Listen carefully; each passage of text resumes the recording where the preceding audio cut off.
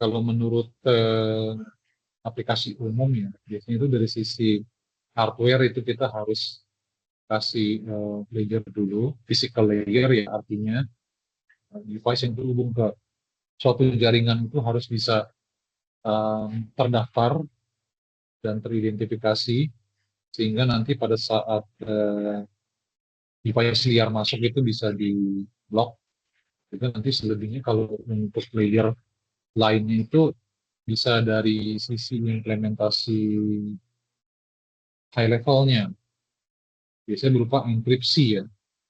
Enkripsi itu kan bisa menerapkan SSL, SSH terkait ke perangkat-perangkat yang ada di elemen-elemen BGC-nya gitu di gedung. Jadi level hardware kita terapkan firewall-nya juga, di level software nanti kita terapkan juga protokol yang mengakomodir enkripsi supaya pada saat ada komunikasi yang berlangsung itu enkripsinya sudah ada di dalam jaringannya. Mungkin terkait cyber security ini akan lebih dalam lagi kalau kalau ada sesi lainnya atau mungkin bisa berkonsultasi dengan IT provider. Tapi intinya kalau firewall itu sebenarnya dari sisi hardware eh, network switch layer 3 itu sudah tersedia biasanya, tinggal digunakan saja gitu untuk pembatasan-pembatasan yang memastikan bahwa kalau ada perangkat liar masuk ke dalam jaringan itu bisa diidentifikasi dan diblok. Nah, kalau mau ada tambahan lagi dari level software itu bisa menggunakan uh, firewall system set-top box gitu ya, yang bisa uh, menjembatani apa itu kebutuhan deteksi intruder baik dari internal maupun eksternal. Intruder itu misalkan ada orang yang mencoba menghack satu komputer dengan melakukan brute force, dia melakukan auto login terus-terusan gitu, dia bikin software yang bisa melakukan auto login terus-terusan. Nah itu bisa dideteksi dengan menggunakan sistem firewall yang set top box gitu ya. Nah itu salah satu contoh aja gitu. Karena ada cara hacker tuh hack tuh seperti itu. Macam-macam bentuknya sih, tapi ya intinya ada jaringan aktifnya untuk dia bisa mendeteksi kalau ada upaya penetrasi yang tidak sah gitu ya dari satu device ke device lain yang bisa diasumsikan itu sebagai virus lah, ya boleh simpelkan gitu. Oke, itu untuk menjawab cyber security. Dan lagi mungkin yang mau bertanya, tapi saya yang senang sih tadi banyak pertanyaan nih.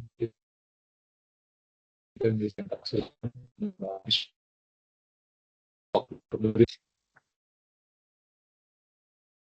ada yang mau bertanya silakan. Bu Arifah mungkin mau nanya Bu. Mungkin lanjut dulu Mbak karena udah agak ekstra waktu ini. Sudah habis semua belum ya elemennya Pak? Atau ada yang belum? Selesai. Yang kata dari terakhir. Oh baik, baik. Mungkin Bapak Ibu ada yang mau bertanya? Tadi ini yang di chat sudah ada di kolom pertanyaan Pak. Nah, tadi saya sampaikan. Ini ada lagi nih satu dari Baik, baik. Pak Aryan Hidayat. Dari beberapa elemen pendukung BGC, menurut pengalaman di lapangan, elemen mana yang paling sering membutuhkan perawatan? Wah, ini pertanyaannya smart sekali, langsung spesifik mana yang bikin repot nih perangkatnya. Oke, mungkin yang paling sensitif ya, butuhkan perawatan itu fire alarm.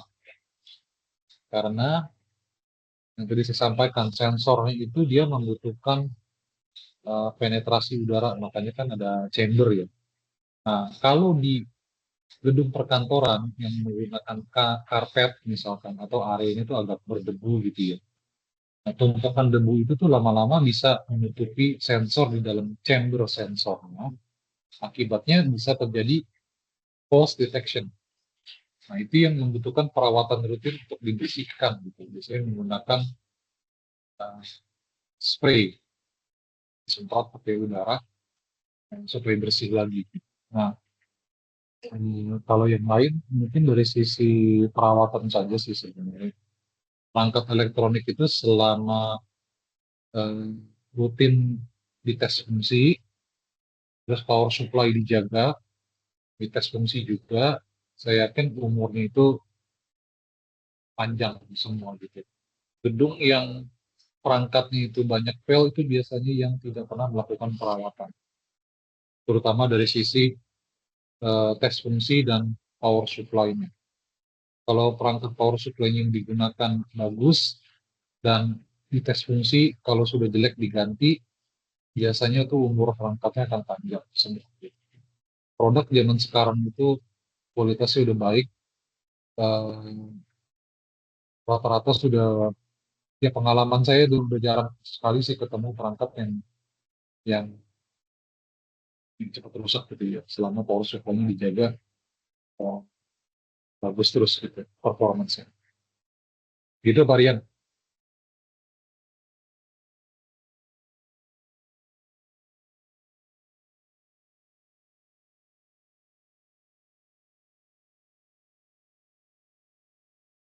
Ada lagi mungkin.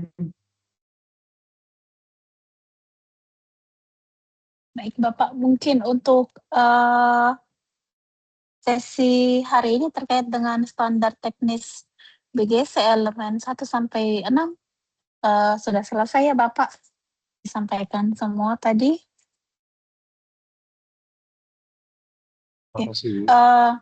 Baik, terima kasih Pak Denny Tansil sudah bersedia untuk memberikan materi dari siang sampai sore hari ini. Besok kita masih ketemu lagi ya Pak, jam 13 sampai 16 Wita. Insya Ya. Allah, ya.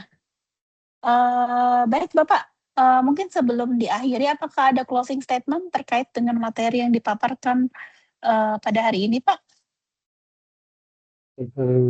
Saya mengerti bahwa materi yang disampaikan ini mungkin terlalu banyak atau too much.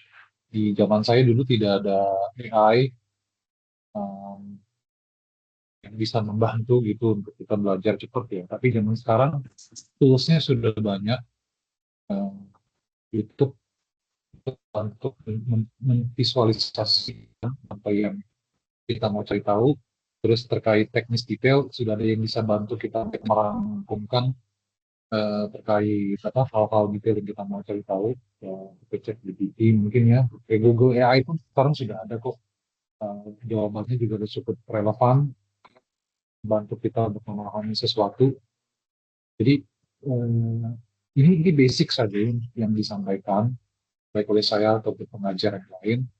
Eh, Selebihnya nanti tinggal dari peserta untuk meluangkan waktu untuk memperdalam lebih lanjut gitu ya. Mungkin bisa bertahap tuh dari satu elemen ke elemen lain gitu sehingga nanti jangka waktu lama bisa menguasai lah secara sepenuhnya BGC. Itu Bu Arifah. Baik, terima kasih Pak Denny Tansil. Baik Bapak Ibu,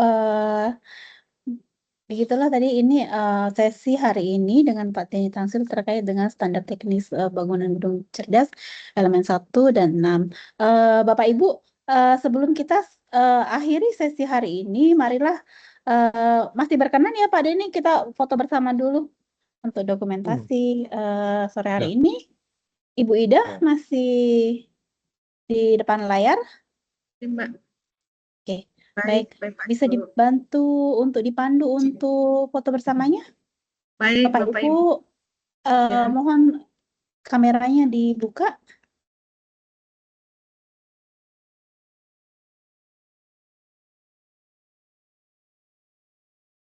Baik, Bapak Ibu, mohon berkenan untuk mengaktifkan kameranya. Masih ada beberapa orang lagi atau masih monitor Bapak Ibu? Oke, baik.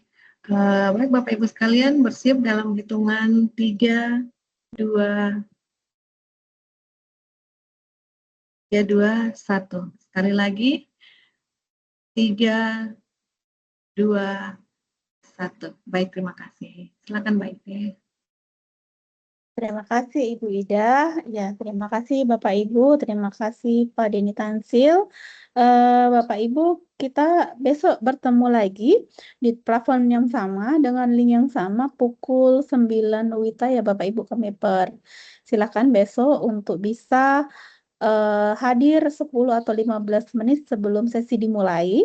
Dan untuk modul 4 hari ini nanti teman-teman panitia akan share untuk post-test modul pemahaman modul 4. Silakan Bapak Ibu bisa mulai isi setelah sesi ini berakhir sampai dengan pukul 21 WITA malam ini ya Bapak Ibu, kami beri waktu. Baiklah, begitu yang bisa kami sampaikan. Wabillahi taufik wal hidayah. Wassalamualaikum warahmatullahi wabarakatuh. Salam sehat selalu Bapak Ibu. Waalaikumsalam warahmatullahi wabarakatuh. Terima kasih Waalaikumsalam Pak Denny. warahmatullahi Terima kasih Bapak wabarakatuh. Ibu. Terima kasih Pak materinya.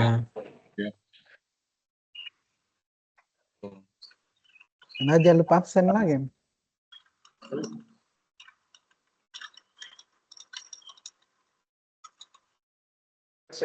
Sebentar. Menunggu tes. Post tes. Sudah kami bagikan di grup WA Bapak Ibu, silakan untuk mengerjakan sampai dengan pukul 18.00 WITA. Terima kasih. Baik, Bu.